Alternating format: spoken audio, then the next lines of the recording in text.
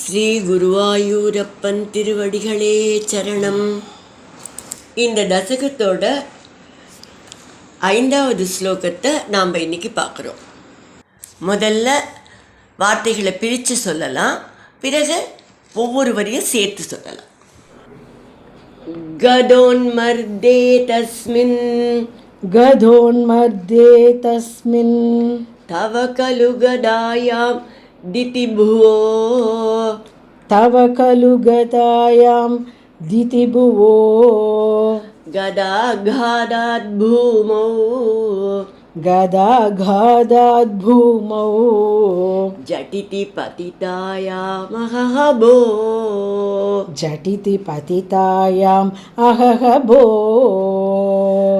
மிருதுஸ்மேராஸ்யஸ்த்வம் मृदुस्मेरास्यस्त्वं தனுஜகுல நிர்மூலனச்சணம் धनुजकुलनिर्मूलनचनं மகாசக்ரம் ஸ்மிருத்வா महाचक्रं स्मृत्वा கரபுவி ததானோ ருருச்சிஷே करभुवि दधानो रुरुचिषे கதோன்மர்தே தஸ்மின் தவ கலு கதாயாம் திதிபுவோ गधोन्मर्दे तस्मिन् तव खलु गतायां दितिभुवो கதாகாதாத் பூமௌ ஜடிதி பதிதாயாமஹபோ गदाघादाद्भूमौ झटिति पतितायाम् अहहबो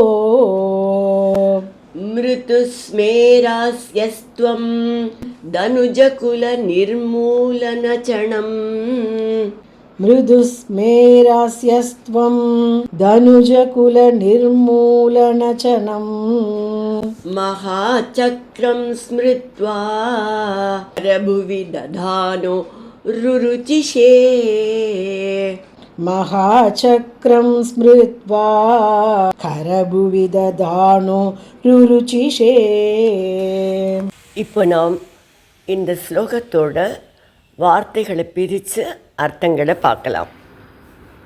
தஸ்மின்னு அந்த, கதோன்மர்தே கதா உன்மர்தேன்னு பிரிச்சுக்கணும். கதாயுதங்களை கொண்டு நடந்த போரில், திதி புவக திதியின் மைந்தனான ஹிரண்யாக்ஷன், கதா ஆகாத்து கதை தாக்குதலால், தவ கதாயாம் உன்னுடைய கதை, ஜடிதி திடீரென்று, பூமௌ பதிதாயாம் நிலத்தில் வீழ்ந்தபோது, அஹஹபோ ஆஹா ஐயனே, துவம் நீங்கள், மிருதுஸ்மேராஸ்ய மென்மையாக புன்னகை செய்து கொண்டு, தனுஜகுல அசுரகுலத்தை, நிர்மூலனச்சணம் வேறறுப்பதில் தேர்ச்சியுடையதான, மகாசக்கரம் உங்களது சுதர்சன சக்கரத்தை, ஸ்மிருத்வா தியானித்து, கரபுவி ஸ்மரித்த கணத்தில் உங்கள் திருக்கரத்தை வந்தடைந்த அந்த சக்கரத்தை, ததான தாங்கியவராக ஏந்தியவராக, ருருச்சிஷே கலு ஒளிவீசி திகழ்ந்தீர்கள் அல்லவா. கதோன்மர்தே தஸ்மின் தவ கலு கதாயாம் திதிபுவோ கதாகாதாத் பூமௌ ஜடிதி பதிதாயாமஹபோ மிருதுஸ்மேராஸ்யஸ்த்வம் தனுஜகுல நிர்மூலனச்சணம் மகாசக்ரம் ஸ்மிருத்வா கரபுவி ததானோ ருருச்சிஷே.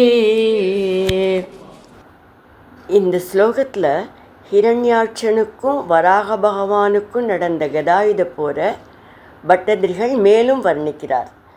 அந்த கதாயுத போரில் திதியின் குமாரனான ஹிரண்யாக்ஷன் கதையினால் தாக்கிற போது பகவானோட கதை திடீர்னு கீழே விழுந்து விட்டது.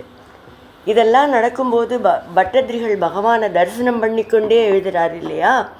அதனால் அந்த கதை விழறது, அப்போ பகவான் முகத்தில் தவழ்ந்த புன்சிரிப்பு, இதையெல்லாம் அனுபவிச்சுண்டு ஆகபோ அப்படிங்கிறார். அதாவது ஆஹா ஐயனே குருவாயூரப்பா அப்படின்னு எக்ஸ்பிளைன் பண்ணிக்கொண்டே மேலே சொல்கிறார். அவ்வாறு அந்த கதை விழுந்தவுடன் ஒரு புன்சிரிப்பு உங்கள் முகத்தில் தவழ உங்களது சக்கராயுதத்தை நீங்கள் தியானித்தீர்கள். அசுரர்களை வேறறுப்பதில் தேர்ந்ததான சக்கராயுதம் நீங்கள் ஸ்மரித்த மாத்திரத்தில் உங்கள் கையை வந்தடைந்தது. அப்போது நீங்கள் அந்த சக்கரத்தை ஏந்திக்கொண்டு ஒளி வீசி திகழ்ந்தீர்கள் அல்லவா என்று கேட்கிறார்.